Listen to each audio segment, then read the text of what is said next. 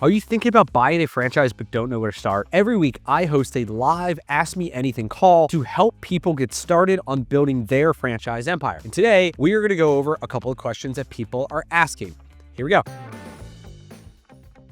How do I evaluate the risk between buying an independent business versus a franchise? So this is a huge topic and way more than I can cover in a soundbite. I did a whole separate video on this topic that we'll link below in the description. But at a high level, there are three risks you need to consider. Number one is the business fit. With an independent business, you are somewhat limited based on what's available for sale. Many buyers spend months, if not years, looking for a business to buy that meets their criteria. Eventually, they are tired of the search and decide to give up, start something from scratch, force themselves into a business that's a terrible fit, or consider franchising. But with a franchise, you have over 3,000 options in almost every industry. By following the right process, you'll be able to find a franchise model that fits like a glove. The second thing is training and support. You're placing a huge bet on the seller to properly train and support you during that transition period. And while your contract will say that they need to provide you with a few days or weeks of support, whatever it is, the reality is they may totally check out and be slow to respond or just be a terrible trainer versus a franchise that is a training machine. You can start with zero industry knowledge or experience, and within a few weeks, you're up to speed. They have online training, in-person training, in-field training, plus a community of franchise owners all over the country who like to help each other. The third is financial. Now, this varies depending on the size of the business you're buying, but many people want to buy an existing business big enough that it has a team in place from day one to replace the owner. Now, this means you're taking on a ton of debt and betting the business will continue to perform. A franchise will cost significantly less, but you're starting from zero, and you don't know how long it will take to become cash flow positive. You'll talk with other franchisees and you'll build financial models, but there's no crystal ball. Some franchises are cash flow positive from month one, while others take months, if not over a year, to start turning a profit. And by the way, if you're new here, my name is Brian Beers. I own a portfolio of franchises and I help other people find, operate, and scale profitable franchises. Subscribe to this channel if you want to learn more about building wealth through franchising. Should I stack multiple brands or focus on one? There's this idea circulating around about owning multiple brands to service the same customer. Now, in fast food, this could be operating a pizza plus chicken plus burgers. In home service, it could be operating a roofing company plus fencing plus handyman. This is the idea that you can leverage resources across brands, you can diversify your income. Sounds amazing, right? The problem is I've only ever seen this work in fast food. People who try to do this in other industries often struggle. You know the reason? You need to build one business big enough to have the payroll budget to hire a great leader who cares as much as you. But once you get that business to a size, it's often easier to keep growing it versus breaking it off into other brands. The more businesses you own, the more your focus gets diluted. You should stay focused on building one brand as long as possible. If you want to own multiple brands for fun, then it's fine, but don't do it to get rich. You will get rich by focusing on one. If you've got any questions about franchising, drop them in the comments below. There's also a link in the description to join me for any of these calls. You're welcome to join. Should I buy multiple units up front?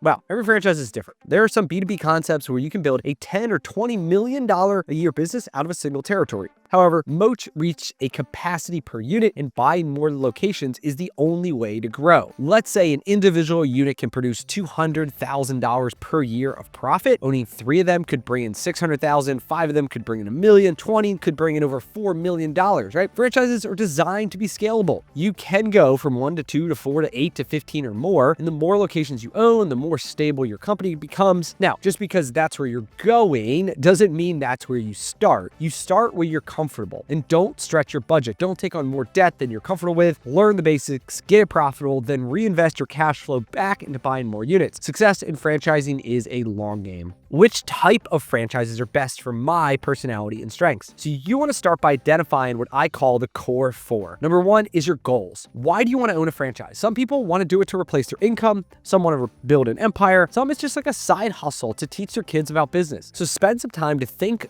through and write down your goals. What does success look like in 3 to 5 years? Income, how you spend your time, where you live. The more details, the better. These goals will dictate the type of businesses you should look at. Number 2 are your skills. Like, where are you naturally gifted? There are generally 3 buckets. Number 1 is sales. If you love sales, then a high-ticket sales-driven model like roofing, fencing, flooring, painting could be a great fit. Operations, if you're great at logistics, lots of moving parts, then an operations-heavy franchise like restoration, moving, dumpster rentals, junk removal could be up your alley. If you're a great leader, then something with large staff like senior care, residential cleaning, temporary staff staffing could be comfortable for you. The third thing I look at is your budget. What is your total budget, including cash and debt? Let's say you have $300,000 to work with. You can buy 3 units of a $100,000 concept or 1 unit of a $300,000 concept, but don't stretch yourself thin. Debt can weigh heavy on you, so be conservative. And finally, is your location. What makes sense where you live? Take into account the weather, competitors, other franchisees, seasonality, demographics when considering your options. Something that works great in Miami may struggle in Philadelphia. As part of your due diligence, you'll want to speak to as many franchisees all over the country to understand how location plays a factor. This process that I just talked about takes time, but it's also what gives you the best odds to succeed.